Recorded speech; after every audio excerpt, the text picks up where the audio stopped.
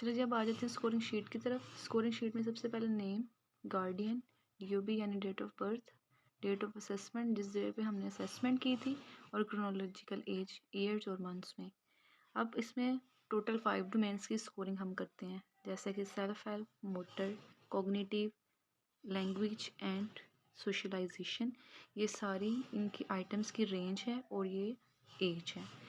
Incorrect item सम, total, FL, score और as. पहले area mention होता है, फिर रेंज, फिर एज, इनकरेक्ट आइटम्स, सम, टोटल, एफएल, और फिर आ जाता है स्कोर और फिर डेवलपमेंटल एज। अब हम किस तरह से फाइंड करते हैं, इस रेंज में वो आती हैं जो आइटम्स की रेंज होती हैं। लेट्स सपोज आइटम की रेंज होती हैं 1 से 12, 13 से 18, ये वाली सारी आइटम्स की रेंज हो जाती हैं। मेरे पास बच्चे की एज थी वो थी 2 to 3, और यहाँ पे आइटम स्टार्ट हो रही थी 30 से 53। अब इनकरेक्ट में हम वो वाली आइटम्स लिखते हैं जो कि गलत थी, जिन पे हमारा क्रॉस आया था। और मेरे पास इनकरेक्ट आइटम्स आई थी 41, 47, 49, 50, 51 एंड 53। अब सम में हम वो लिखते हैं जो करेक्ट आइटम्स होती हैं, और फिर टोटल जो होती हैं, इसमें टोटल जो आइटम्स हैं वो 24 हैं, यानी कि 30 से लेके 53 तक 24 आइटम्स हैं। और सम हमारे पास है जो करेक्ट हैं, तो अगर हम FL में हम लिखते हैं इनकरेक्ट 6, हमारे पास इनकरेक्ट आइटम्स हैं, तो टोटल हमारे पास जो करेक्ट आइटम्स होंगी वो आएंगी 18। अब हम इसका जो है सम स्कोर किस तरह से फाइंड करते हैं। स्कोर फाइंड करने के लिए हम फॉर्मूला यूज़ करते हैं सम ओवर टोटल मल्टीप्लाई बाय 12। तो हमारे पास सम क्या आया था 18, टोटल हमारे पास क्या था 24, और मल्टीप्लाई बाय 12 आएगा 9। तो हमारे पास ये वाली एज जो ये आइटम्स की रेंज है 30 to 53, वहाँ पे हमारे पास क्या आ गया 9। इसी तरह हम बाकी सारी जो रेंज है उनकी भी स्कोर फाइंड कर लेंगे। यहाँ पे 30 to 53 आइटम्स की रेंज थी और एज रेंज थी 2 to 3, वहाँ पे हमारी 6 आइटम्स इनकरेक्ट थी, और इस तरह से ये 9 आंसर, जैसे कि मैंने पहले बताया, ये हमारी स्कोर आई। अब 3 to 4 ईयर्स पे टोटल मेरे पास इनकरेक्ट आइटम्स थी 4, तो यहाँ पे मैंने इनकरेक्ट आइटम्स मेंशन कर दी, और मेरे पास जो करेक्ट आइटम्स थी वो 9 थी, टोटल 13। तो इसी तरह स्कोर फाइंड कर ली 8.3। और 4 to 5 एज पे टोटल मेरे पास 10 आइटम्स इनकरेक्ट थी और सम 9 आया, यानी कि करेक्ट आइटम। तो इसी तरह से इसकी स्कोर आ गई।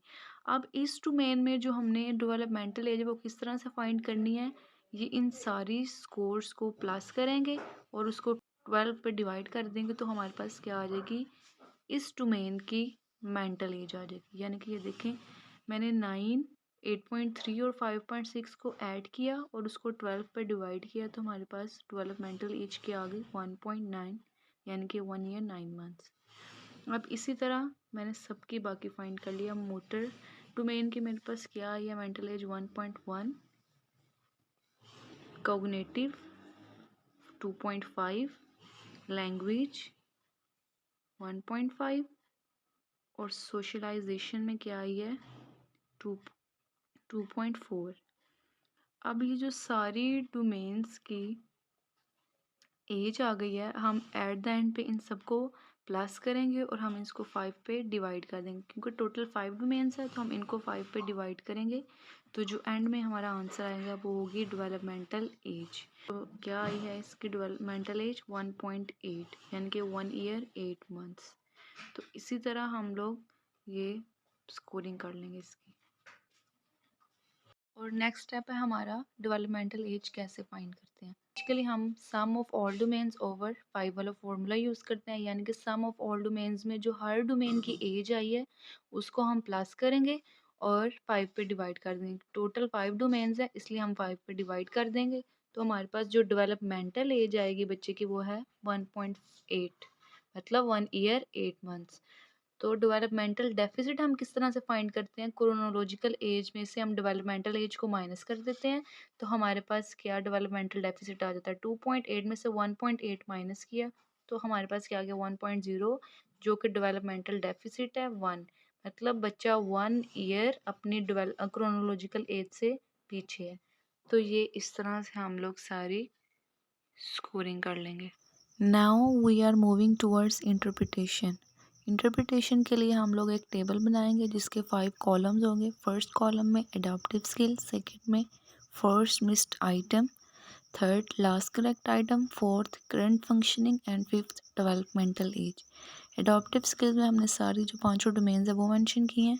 सेकंड कॉलम में फर्स्ट मिस्ड आइटम वो होगी जो बच्चे ने फर्स्ट जिस पे हमारा रिस्पॉन्स नहीं आया था, मतलब क्रॉस आया था, वो सारी मेंशन कर दी हैं।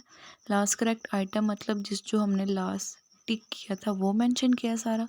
करंट फंक्शनिंग में बच्चे की जो हर डोमेन में डेवलपमेंटल एज आई थी वो, एंड फिफ्थ में जो फाइनल डेवलपमेंटल एज आई थी 1.8। अगर हम इस सारी समरी को कंक्लूड करें तो जो बच्चा है वो 3 डोमेन्स में लैग कर रहा है, self help, language and motor domain में, और वो एक नॉर्मल एज से अपनी 1 ईयर पीछे है, मतलब लैग कर रहा है।